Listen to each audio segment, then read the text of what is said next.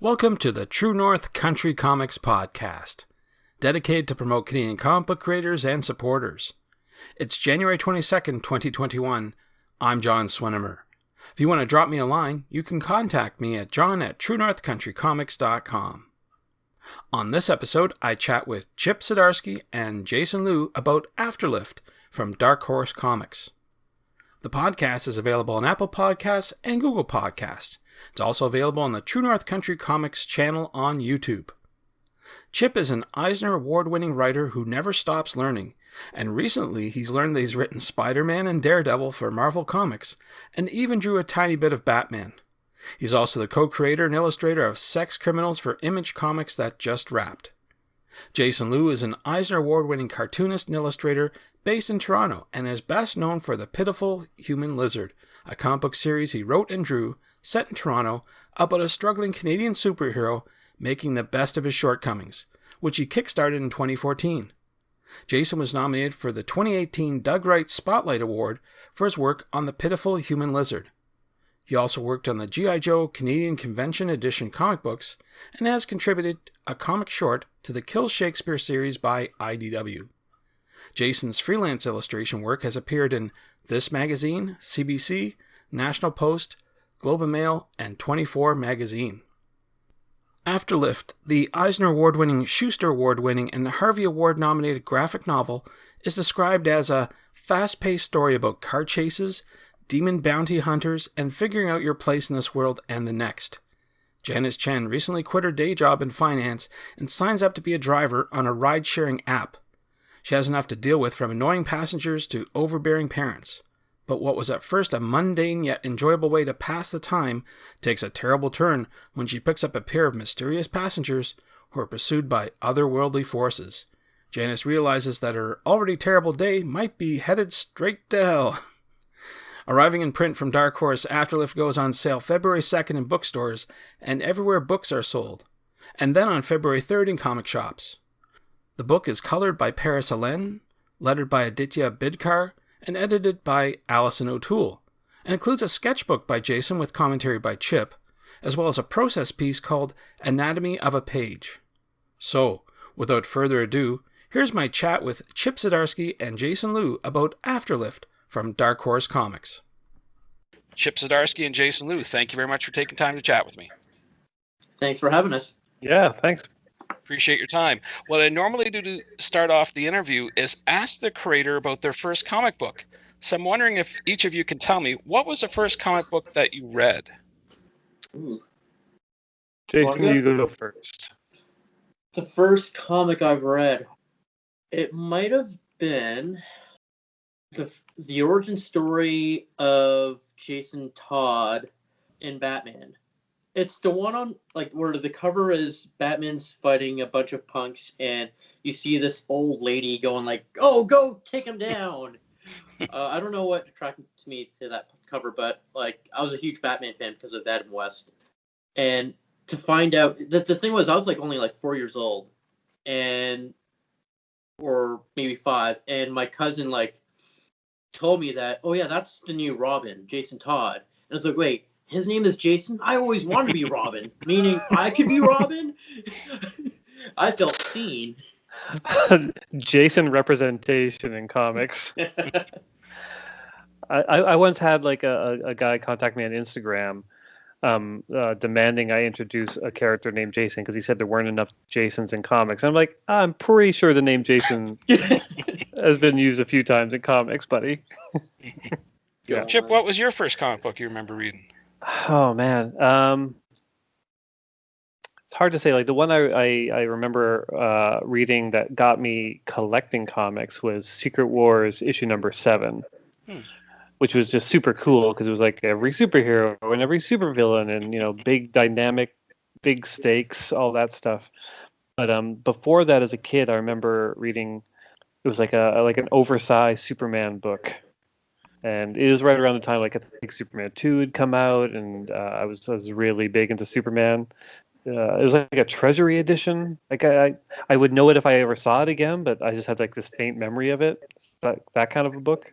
Yeah, and I think Superman Muhammad Ali I ended up reading as well around that time, which was also just bonkers.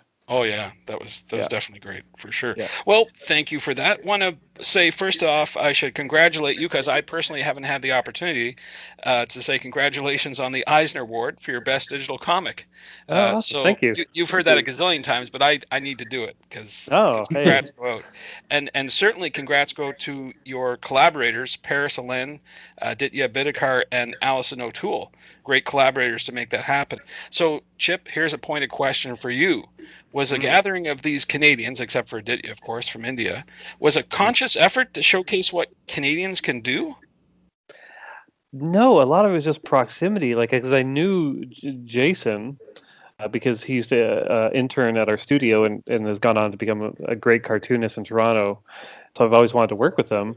And Allison, I also knew from the comics circuit, and she edited Jason's previous comic, Pitiful Human Lizard. So that worked out really well. And I think Paris was a suggestion from Jason, also Toronto. Like, it's that kind of the small worldness of the Toronto comics community. And Aditya was just he's the best letterer in the business. He's just and the opportunity to have him on this, I just had to do it. So yeah, I mean it's very Toronto centric. It's always just funny how that works out because it's always like, oh yeah, I know that guy. Oh yeah, I know that lady. Yeah, it's always nice to see when a book comes together and see more than one Canadian on it. So that's very nice to see. So the other thing too, when considering publishing a comic book, based on my interviews with other creators, comiXology isn't typically a first choice. So I'm wondering what made you go that route and produce a digital comic first. I've been talking to Chip Mosier for a long time, and he's like, I believe, head of content there. Partly our connection is we're both named Chip, so whenever we see each other at conventions, there's that bond. It's like, Jason and Jason Todd, that kind of deep connection. And he'd been asking me for a long time to pitch the comiXology. I've always wanted to do something that was kind of just digital first. Or digital only, which is what we kind of considered this to be at the time. Everything I'd heard about comiXology and the way they work, they're very hands-off editorially. They're super helpful in terms of promotion, and the chance to be on the platform where everyone gets their digital comics in such a highlighted way just seemed like a natural. And knowing this was going to be a mini, it's like, oh, it's a nice way to kind of test the waters with a new company. Yeah, and it worked out great. Like they've been fantastic, and they've set up some amazing promotional stuff for us, and I think a lot of that kind of helped us get on the radar of a lot of readers and the Eisner Committee and the Schuster Awards and that kind of thing. So it's been great. Absolutely. So the follow-up question, of course, is what does it mean to both of you now that you have a physical version of this book that was previously digital coming out in February from Dark Horse? What does it mean to you? Like, I have a full-time job outside of comics, and that's at a public library. And so I think it's going to be super awesome to see a book like that and as part of our collection, and especially to have like the Eisner stamp right on it. Because like I've always like separated like my work life and comics like as like two different identities, but now to see it kind of cross over to the point where like I'll find myself like checking out that copy for someone that's interested in reading it. Yeah, I mean, this is like my first Dark Horse work too, which I never thought would have happened like since we were creating it, because I thought like we were just doing this for comiXology. So to have a title like that in the same banner as like Black Hammer and Hellboy is such an honor. Right. Oh, that's cool. Yeah, it's incredibly cool. The library thing's really interesting because, I remember like the first time I had like a few trade paperbacks out, and it was one thing seeing it in a comic shop or a bookstore, but it's a totally other thing to see it in the library. Like, that makes it feel very legitimate and super cool. Cool. Yeah. Now, I remember earlier one of the discussions you had, I forget what panel it was, but you mentioned how Alison O'Toole, as your editor, was really the anchor in the creation process. I'm wondering, how true is that statement, that she was really your anchor? It'd be funny if I said it was a total lie. She's amazing. Like Jason already knew from working with her previously, but she's so organized. Mhm. Like the spreadsheets and the folders and like the emails, and like she made sure everything worked like a well-oiled machine. She was amazing, to the point where after we finished doing Afterlift, I hired her on as my full-time like project manager editor for creator-owned stuff, because I needed someone to kind of whip my life into shape. And she's the best, and she's done so many anthologies. So she's worked with like she's worked on projects where it's not just dealing with a team of creators, but it's dealing with like multiple teams of creators, and a lot of them new creators. And like I can't even get my head around that, how she manages to do that. But like Jason, how did you even like start working with her on Human Lizard? So yeah, this was like I pretty much like brought her into comics because like it was my first, like Pitiful Human Lizard was my first project getting back into doing comics again after like a 5-year hiatus or so. And I met her when we were both cosplaying at a convention as the same character, which was Multiple Man.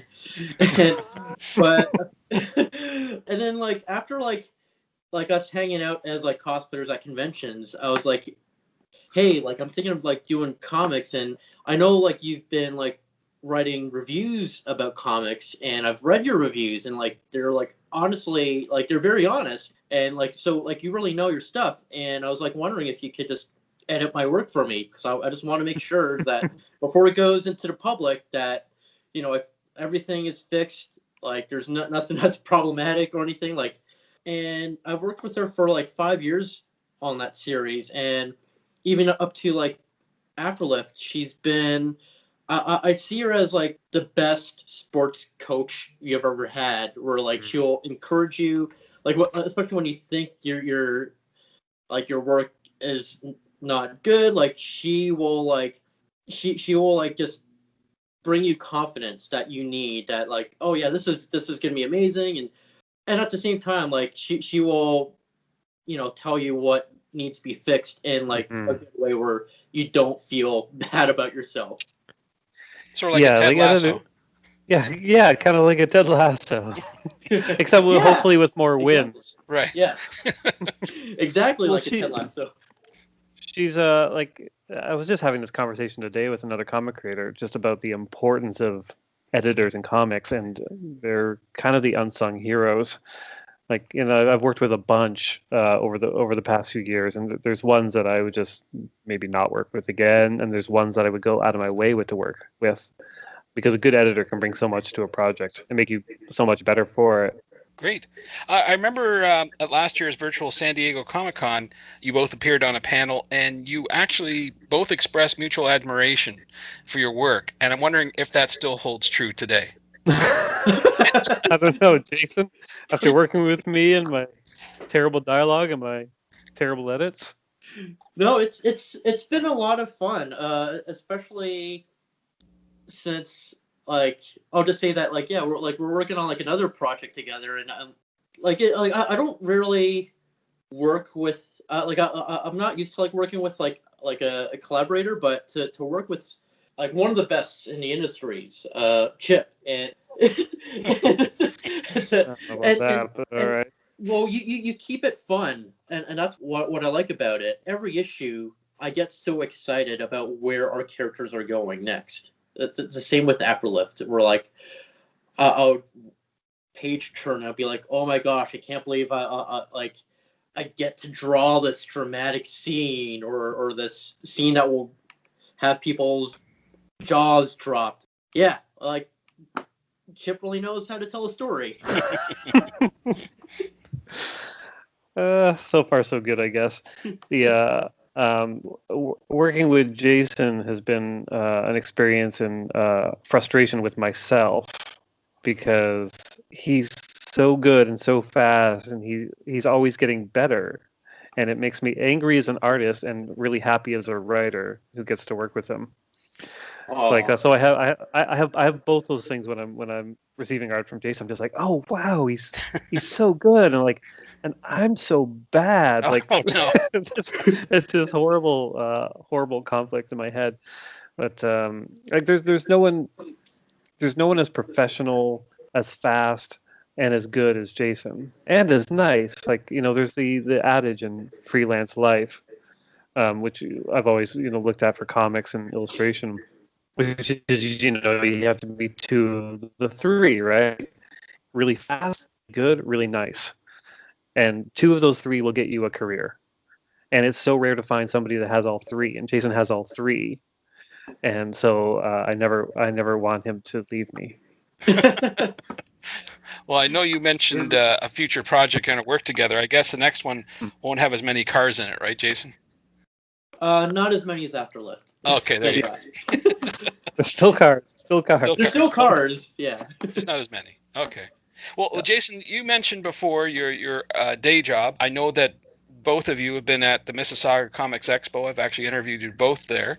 And put you on the spot, Jason, I know it's a bit early, but do you think we might actually be able to physically attend the Mississauga Comics Expo this year? I don't know about this year. I mean, like you just got to keep looking at the news regarding how safe the world is these days. Okay. I think it's safe for us to go virtually again.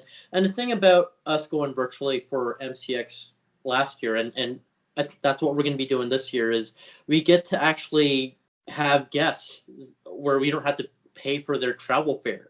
Like this past year, we've got Johnny Christmas from BC, Sam Meggs from LA, also Skeens. So we want to do the same thing this year, and with the budget, hopefully with the budget that we had last year, we're just gonna reach out to just very popular names and do some experiments with it, have some good deep conversations with them.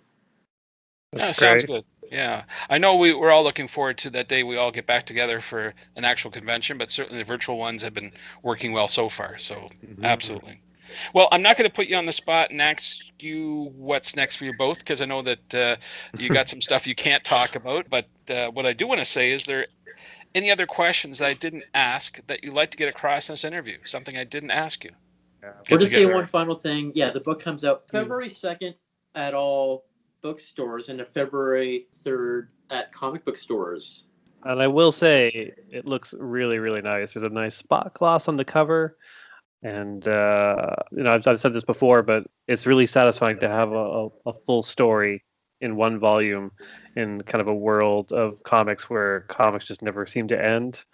To be able to have a volume like this where you can just hand it to somebody and they get the complete story in one go is super satisfying.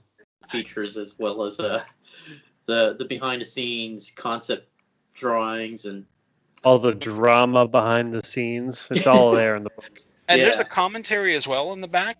Yeah, there's a dissection of pages and the process, and which I think would be interesting for people who also want to write or draw comics. Thanks to Chip and Jason for the chat. You can discover more about Chip on Twitter at Zdarsky and online at zdars.co. You can discover more about Jason on Twitter at rebel_LOO and online at jasonlou.pb.online. And thanks to you for listening to the True North Country Comics podcast. If you haven't done so already, please subscribe to and like this podcast on Apple Podcasts. And please leave a good rating. Also, check out the TrueNorthCountryComics.com website and follow along on Twitter at TrueNorthComics. True North Country Comics is now on YouTube. Please like and subscribe to that video channel. And please send your feedback to John at TrueNorthCountryComics.com. Thanks again for listening, and come back soon for another episode. Bye for now. True North Country Comics Podcast is copyright True North Country Comics, copyright 2021.